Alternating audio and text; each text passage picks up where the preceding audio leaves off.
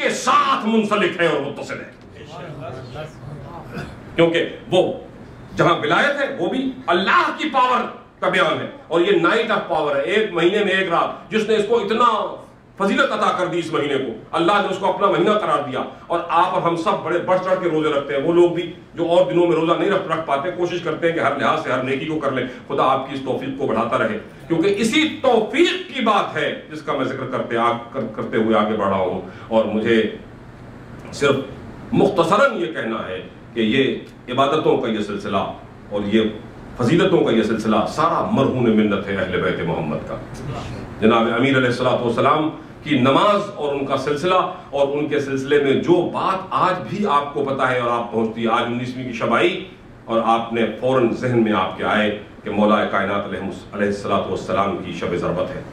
اور وہ شب ضربت اس لیے کہ مولا کا آخری سجدہ، وہ سجدہ آخری سجدہ تو نہیں ہے، پریکٹیکلی سجدے مولا نے اس کے بعد بھی کیے ہیں، مگر یہ وہ سجدہ ہے جو موت کا پیغام لے کے آیا، یہ وہ سجدہ ہے جو میں ابھی آپ کے ذہن میں ایک سوال میں نے کیا تھا، اس کا جواب دیتے ہوئے آگے بڑھوں کہ سوال مجھ سے کیا گیا کہ غیب کا علم ہے کہ نہیں ہے۔ میرے ساتھ جاگتے رہیے گا، آج تو شب بیداری کی رات ہے نا، مجھے پتا ہے صبح آپ نے جانا ہے، کچھ لوگ جائیں گے بیچارے، کچھ نہیں جا پائیں گے، کچھ لڑکھڑاتے ہوئے جائیں گے، مگر یہ چند دنوں کی زحمت ہے، یہ 2-4 دن کی باتیں ہیں۔ لیلۃ القدر اسی ہفتے کے آخر تک لیلۃ القدر کی تیسری رات بھی گزر جائے گی، اور پھر اس کے بعد باقی ایام آئیں گے، پھر ان ایام میں انشاءاللہ آخری 3 دنوں میں اگر اللہ نے توفیق دی، میں پچھلے سال بھی اعلان کرتا رہا، اس سال بھی منتظر رہوں گا، یہاں شمع جلا کے بیٹھا رہوں گا، مومنین اور مومنات میں سے جس کو اللہ اعتکاف کی توفیق دے تو آخری 3 دنوں کا اعتکاف بھی کریں گے انشاءاللہ۔ اگر بچے اس میں آ جائیں گے تو ان بچوں کے ساتھ ایک اعتکاف کیا ہے، اللہ کا رمضان کا کیمپ ہے، آپ اللہ کے گھر میں مہمان ہو جاتے ہیں اور وہ 3 دن آپ نے وہیں رہنا ہے، اور وہیں رہتے ہوئے جو اسباب اور وسائل مہیا ہیں اس کے ذریعے کھانا پینا ہے، عبادتیں کرنی ہے، سونا بھی عبادت ہے، سانس لینا بھی عبادت ہے، یہ اتنا برکت کا مہینہ ہے۔ میں صرف یہ کہہ رہا تھا کہ سوال یہ ہوا تھا کہ اللہ کا رسول جب قرآن میں یہ کہہ رہا ہے تو پھر اس کا مطلب یہ ہے کہ واقعی علم غیب نہیں ہوگا۔ دیکھیے، آپ کو کوئی ورگلانا چاہے تو ایک آیت کو بغیر کانٹیکسٹ کے، اس کے سیاق و سباق سے ہٹا کے کوئی ایک انا بشر مثلکم، میں تمہاری مثال ایک بشر ہوں، تو ہمیں تو پتا ہے اگر ایسا نہ ہو تو وہ تبلیغ اور ہدایت ہی نہیں کر سکتے۔ لیکن بات یہ ہے کہ مجھے تو کبھی کبھی ایسا لگتا ہے کہ ان مسلمانوں سے جو آج کے گندم نما جو فروش مسلمان ہیں، جو نبی کی حقیقت اور ان کی عظمت پر سوالات اٹھاتے ہیں، ان سے زیادہ تو اس وقت کے کافر زیادہ ایماندار تھے، کمپیریٹیو سینس میں کہہ رہا ہوں، کہ ان کو بھی پتا ہے کہ وہ بار بار دیکھ کے کہتے ہیں یہ تو اللہ کا کوئی مقرر بارگاہ بندہ ہے، اس کے پاس تو فرشتہ آتا ہے، اس جیسے تو ہم ہو نہیں سکتے۔ تو ان کو عمل کی دنیا میں اپنی اطاعت کے لیے کہتے ہوئے کہا کہ اے رسول ان سے کہہ دو کہ میں کوئی ایسی مخلوق نہیں ہوں دیو مالائی، یا ایسی مخلوق نہیں ہوں کہ تم سمجھو کہ اس کو پیروی نہیں کی جا سکتی، انا بشر مثلکم، میں تو تمہاری طرح کا انسان ہوں، پریشان نہیں ہو۔ ہاں ایک فرق ضرور ہے کہ تم الٹے لٹک جاؤ تو اللہ کی وحی تم پہ نازل نہیں ہو سکتی، مگر اللہ نے مجھے چنا ہے، یوحا الیہ، اپنی وحی مجھ پہ نازل فرماتا ہے۔ تو قلب محمد کی بات آ گئی نا، وہی نازل فرماتا ہے۔ قرآن مجید اس نے ایک رات میں نازل فرما دیا، آیا ہے وہ تھوڑا تھوڑا کر کے، اور وہ کہیں کہیں جہاں جتنا آیا ہے، کبھی کبھی رسول اللہ نے جبریل سے آگے بڑھنے کی بھی کوشش کی ہے، قرآن کہہ رہا ہے، اور قرآن کہتا ہے اے میرے رسول ذرا آہستہ آہستہ،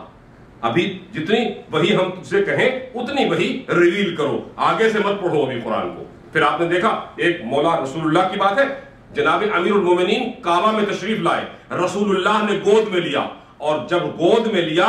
سنی شیعہ روایات لکھتی ہیں سورہ مومنون کی آیتیں پڑھنا شروع کی، 10 آیتیں پہلی پڑھ ڈالی، پڑھنے کے بعد رسول اللہ کہتے ہیں علی میرے چچا زاد خاموش ہو جاؤ، ابھی قرآن کا نزول یہاں تک نہیں پہنچا۔ تو معلوم ہوا کہ چیزیں موجود ہیں، حکم الہی کا اتباع اتنا سخت ہے۔ بھئی آج ہم لوگوں میں سے بھی جس کو کوئی تھوڑا سا بھی صاحب کرامت ہو جائے، کسی کی دعا مستجاب ہونا شروع ہو جائے، جو کوئی تھوڑا سا زاہد اور تھوڑا سا اس کی اہمیت ہو جائے تو اور لوگوں سے محتاط ہو جاتا ہے، اس کے چلنے پھرنے کا انداز اور اس کے گفتگو کا اور اس کے بیٹھنے اٹھنے کا انداز اور ہو جاتا ہے، اور لوگوں سے کھانے پینے کے انداز بھی بدل جاتے ہیں۔ تو عزیزان گرامی،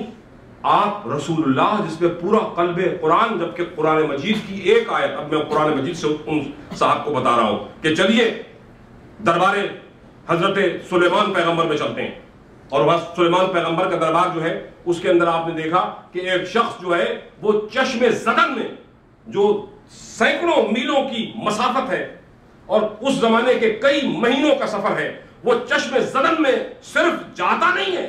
اور آتا نہیں ہے، مگر ملکہ بلقیس کا تخت بھی ساتھ لاتا ہے، اور پیغمبر کی آنکھ نہیں جھپکتی۔ معلوم ہوا اسے کوئی علم تو ہے، اس کو غیب کا آپ علم کہیں یا نہ کہیں، کوئی ایسا علم تو ہے۔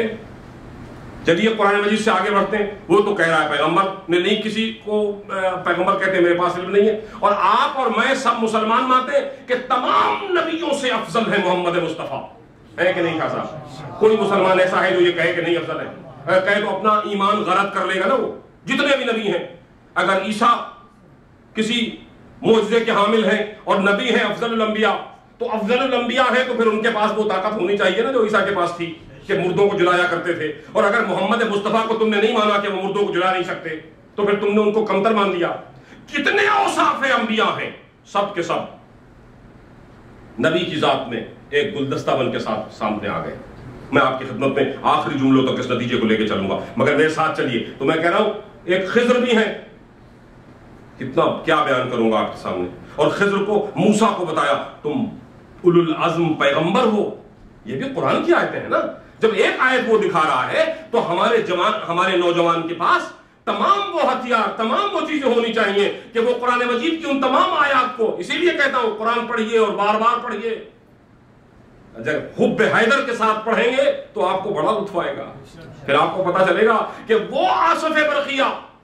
اور جناب امیر خود فرما رہے ہیں کہ وہ صرف ایک آیت قرآنی کا علم جانتا تھا، ایک آیت قرآنی، اور قرآن کی ایک آیت، ایک کتاب الہی کی ایک آیت کا علم اتنا پاورفل ہے، تو جو پورے کے پورے قرآن کا عالم ہو، اس کے علم کا اور اس کی طاقت کا کیا حال ہوگا۔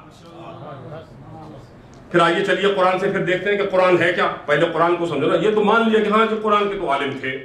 رسول اللہ کو چلو ہم رسول اللہ کو ہی سامنے رکھتے ہیں، ابھی بعد میں آئیں گے جناب امیر المومنین تک۔ تو رسول اللہ افضل الانبیاء ہیں، ہر چیز ہے، قرآن کے عالم بھی ہیں۔ کوئی اور عالم نبی کوئی اور ایسا گزرا ہے یا ہو سکتا ہے جو مولا کائنات جناب ہادی برحق سے رسول اللہ سے بڑھ کے ہو؟ کہا نہیں، ایسا نہیں ہو سکتا۔ پھر نہیں ہو سکتا تو جتنے معجزے، اب خضر کا معجزہ ہے، خضر موسیٰ کو ساتھ لے کے چلے، ہر ایک منزل پر موسیٰ نے ٹھوکر کھائی، کیونکہ باطن کا علم نہ تھا، اور باطن ہی کے علم کو غیب کا علم کہتے ہیں عزیزان گرامی۔ اور پھر قرآن نے کہا بڑھ کے، جب وہ بات آئی نا وہاں، تو کہا ہاں ایسا نہیں ہے کہ ہم ہاں اللہ کے پر واللہ یعلم غیب السماوات والارض، غیب سماوات ارض کو، سماوات و ارض کو، زمین و آسمان کے غیبوں کو اللہ ہی جانتا ہے، مگر الا من ارتضی من رسول، جس کو چاہے اپنے رسولوں میں سے عطا کر دے۔ تو جس کو چاہے عطا کر دے، معلوم ہوا کہ کسی کو تو چاہا ہے، اگر اپنے حبیب ہی کو، اپنے محبوب ہی کو نہیں چاہے گا تو پھر کسی اور نبی کو کیا چاہے۔ تو یہ پوری آیت بے معنی ہو کے رہ جائے گی کہ علم ہے لیکن وہاں حکم کی تابعداری ہے، اطاعت الہی کی منزل ہے، جہاں جیسا سوال کرنے والا ہے اس کو اتنا بتایا۔ میں نے کہا وہ تو وہاں پر سلسلہ تھا، یہاں میں آپ کو بتاتا چلوں، ایک واقعہ بیان کر کے مجلس کو سمیٹ رہا ہوں، سمٹ نہیں رہی ہے، معاف کیجیے گا، کیونکہ گفتگو اس انداز پہ چل پڑی کہ علوم کے سلسلے پہ چل پڑے۔ مجھے میسم تمار یاد آ گئے، صلوات۔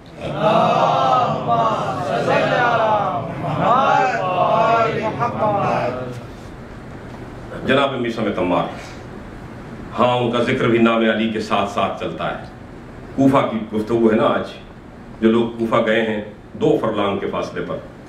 امیر المومنین ان کو ساتھ لے کے جا رہے ہیں۔ مسجد کوفہ سے 2 فرلانگ کا فاصلہ ہے، مشکل سے 450 گز میرے اپنے قدموں کی ناپ سے ناپے میں نے وہ قدم، جہاں جناب میسم کو پھانسی پہ چڑھایا۔